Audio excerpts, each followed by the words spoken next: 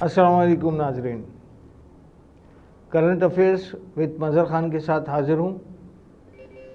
आज मौजू है मेरा कराची के मसाइल, जिनमें बहुत सारे मसाइल हैं। गैस का है, पानी का है, पेट्रोल का है, बिजली का है, बहुत सारे मसाइल हैं। हम उन पर मुख्तलिफ़ प्रोग्राम्स में गुफ्तगू करते रहेंगे। लेकिन आज जो मौजूदा मसला है जिस पे मैं बात करना चाह रहा हूँ वो है इमारतों की नाजायज़ तजावुज़ात जो हैं उनको गिराने की, जो सुप्रीम कोर्ट्स के जो ऑर्डर्स आए हैं, illegal residential plots, illegal shops whatsoever, उसके लिए उन्होंने सबको डेमोलिश करने का ऑर्डर दे दिया है। सुप्रीम कोर्ट का ऑर्डर का मतलब होता है फाइनल, आप हुकूमत भी उसके लिए कुछ नहीं कर सकती। तो मैं ये एक तो नस्ला टावर के हवाले से हर शख्स को पता है, ऐसे ही कई और इमारतें भी गिराई जा रही हैं जिनमें कुछ मकीन आ भी चुके थे, कुछ में नहीं भी आए थे। लेकिन नस्ला टावर्स में कुछ में आ गए थे और कुछ आने वाले थे। पेमेंट्स ऑलमोस्ट पूरी कर दी थी, कुछ रह गई थी। तो जब सुप्रीम कोर्ट ने ये ऑर्डर्स दिए हैं तो वो गिराने का हुक्म आ गया, उनको निकाल दिया गया। उन्होंने पेमेंट्स की कोशिश की, कुछ को मिली हैं, पार्शली, पूरी नहीं मिली हैं। बिल्डर्स आपको पता है किस तरह के होते हैं, बड़े लोग होते हैं, उनके ऊपर हाथ होते हैं बड़े बड़े लोगों के। तो कोई आसान काम नहीं होता बिल्डर्स से रकम वापस वसूल करना। तो उसके लिए सुप्रीम कोर्ट को कुछ करना चाहिए था, लेकिन ऐसा हुआ नहीं। और नस्ला टावर्स के जो मकीन हैं अभी तक परेशान हैं कि उनको उनकी रकूम नहीं मिली ताकि वो किसी और जगह शिफ्ट हो सकें। अच्छा, दूसरी चीज़ ये है कि नस्ला टावर्स सिर्फ बिल्डर्स की कोताही नहीं है। बिल्डर्स और जो अथॉरिटीज़ हैं, जो इदारे हैं, जिसमें KDA है, सिंध डेवलपमेंट बोर्ड अथॉरिटी है, या जो दूसरे मुख्तलिफ़ इदारे इसमें मुलव्वस हैं, उन तमाम लोगों की मिली भगत से ये प्लॉट लिया गया था, जो बेशक नाजायज़ था, पार्क की ज़मीन पे था कुछ हिस्सा उसका, जिसकी वजह से ये तमाम मुश्किलात अल्टीमेटली आवाम पे आई हैं।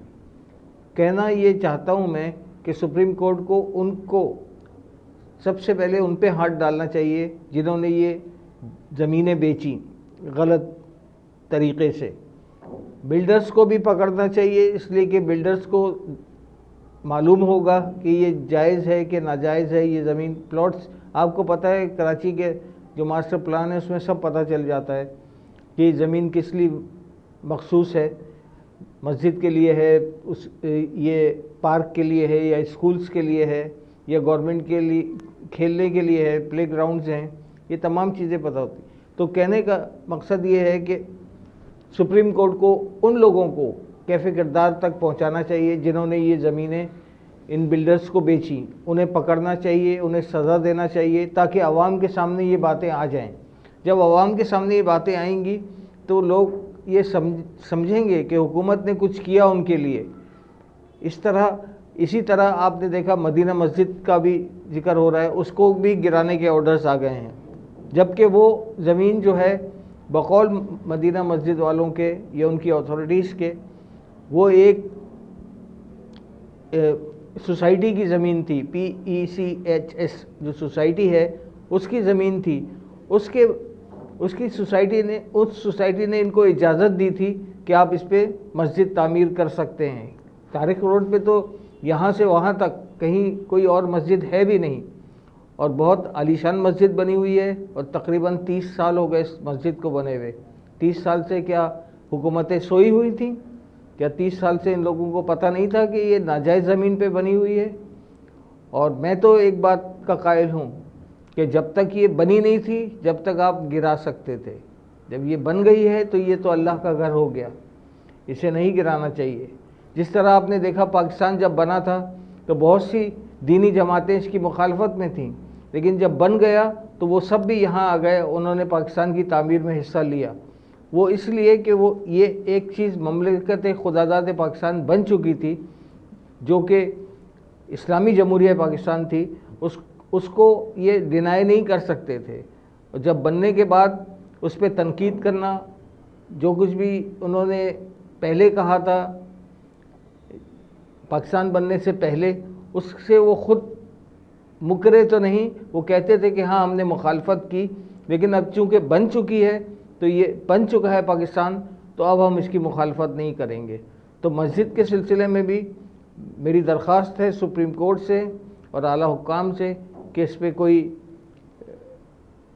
रहमदिली का मुजाहरा करें, क्योंकि ये अल्लाह का घर है, यहाँ पे मस्जिद रहेगी तो लोग नमाजी भी आएंगे। यहाँ ईद की नमाज़ होती है, जुमे के इज्तिमात होते हैं, बहुत बड़े बड़े इज्तिमात होते हैं, और तारिक रोड वाले एक बहुत बड़ी सहूलत से महरूम हो जाएंगे, उन्हें बहुत दूर जाना पड़ेगा मस्जिद के लिए।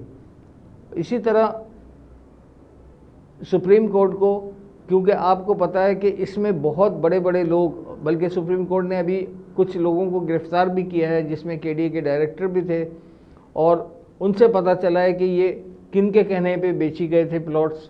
ये साबका हुकूमतें इसमें, और मौजूदा हुकूमत जो मोस्टली जो दौर है ये पीपल्स पार्टी का ही है। पिछला 20 साल तो पीपल्स पार्टी ने रूल किया है कराची पे, तो उन्होंने ये, उन्हीं के लोग थे ये सारे, जो कि हुकूमत के बहुत करीबी लोग हैं।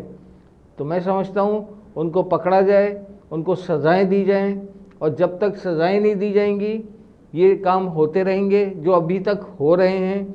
अभी तारिक रोड पे, शारा फैसल पे सैकड़ों इमारतें हैं जो इल्लीगल हैं, तो क्या आप सबको गिरा देंगे, पूरा कराची खंडर बना देंगे? कराची तो वैसे ही खंडर बना हुआ है। कराची में जगह जगह सड़कें टूटी हुई हैं, कराची में जगह जगह गटर उबले हुए हैं, कराची में नाजायज़ तजावुज़ात तो बेइंतहा हैं, हर गली में, हर मोहल्ले में, हर बाज़ार में आपको मिलेंगी। आप कहाँ तक ये करेंगे?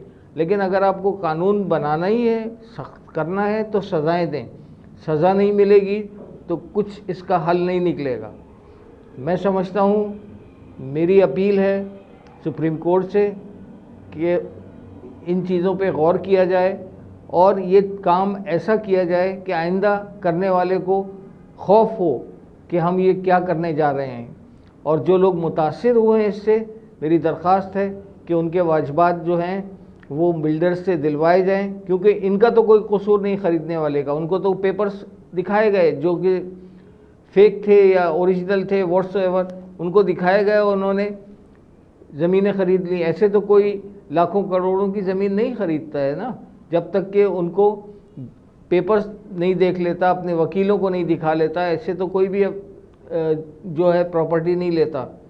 तो मैं समझता हूँ मेरी दरख्वास्त पे, मेरी अपील पे सुप्रीम कोर्ट और दीगर आला हुक्काम, अकाबरीन हमारे मुल्क के, और साफ़ी हजरात भी, मीडिया भी इस पे ज़रूर बात करेगा कि नस्ला टावर गिर गया या दूसरी रेसिडेंशियल इमारतें गिरा दी आपने, उनके जो ओनर्स थे वो तो उसको बेच देते या बेच के दूसरी जगह ले लेते, ये सब कुछ हो सकता था। जहाँ तक मदीना मस्जिद की बात है, वो तो एक मस्जिद है जो अल्लाह का घर है, जो तामीर हो चुकी है, उसे बेचा नहीं जा सकता, उसकी कोई कीमत नहीं लगाई जा सकती। उसके लिए तो आप ये फ़ैसले पे कुछ रिव्यू करें कि ये चीज़, मस्जिद का मकसद कुछ और होता है, रेसिडेंशियल प्लॉट्स का या रेसिडेंशियल फ्लैट्स का मतलब कुछ और होता है। तो इन दोनों में कोई तफरीक भी होनी चाहिए। और दूसरे ये कि ऐसे बहुत से गैर मज़ाहिब हमारे यहाँ हैं, ऐसे क्रिश्चियंस हैं, हिंदूज़ हैं, वो अपनी इमारतें तामीर करते हैं, उनके अपने तरीक़ेकार हैं, इबादत गाहें हैं। बहुत सारी मसाजिद हमने देखा है कि फ़िल्मी सिनेमास के सामने बनी हुई हैं, जहाँ पे वो भी नहीं होनी चाहिए। मस्जिद जो है वो इबादत गाह है, उसको तो इन तमाम चीज़ों से दूर रहना चाहिए। वहाँ तो सैकड़ों किस्म के लोग आते हैं। तो ये तमाम चीज़ों पे भी सुप्रीम कोर्ट को चाहिए कि कोई एक्शन ले और इन तमाम चीज़ों को अलहदा करे। यानी एक, जैसे आप ग्राउंड्स बनाते हैं या पार्क्स बनाते हैं मुख्तलिफ़ जगहों पे, तो उस पर आप एक अलग प्लॉट लेके बनाए जाते हैं, उनमें कोई अमल दखल नहीं होता किसी और चीज़ का कि वहाँ पे कुछ और कोई और कर सके प्रोग्राम्स वगैरह। लेकिन यहाँ तो फिल्मी सिनेमा हाउसेस के सामने, मेन सिटी के अंदर बने हुए हैं, जब मसाजिद आगे पीछे इस तरफ हॉस्पिटल्स के करीब बने हुए हैं जो नहीं बनने चाहिए, बहुत सारी चीज़ें ऐसी हैं। तो मैं समझता हूँ कि सुप्रीम कोर्ट को इस पे भी कोई एक्शन लेना चाहिए और गौर करना चाहिए। उम्मीद है आज का प्रोग्राम आप लोगों को पसंद आया होगा। बेल आइकॉन पे ज़रूर क्लिक कीजिएगा, सब्सक्राइब कीजिएगा और इजाज़त दें। अल्लाह हाफ़िज़।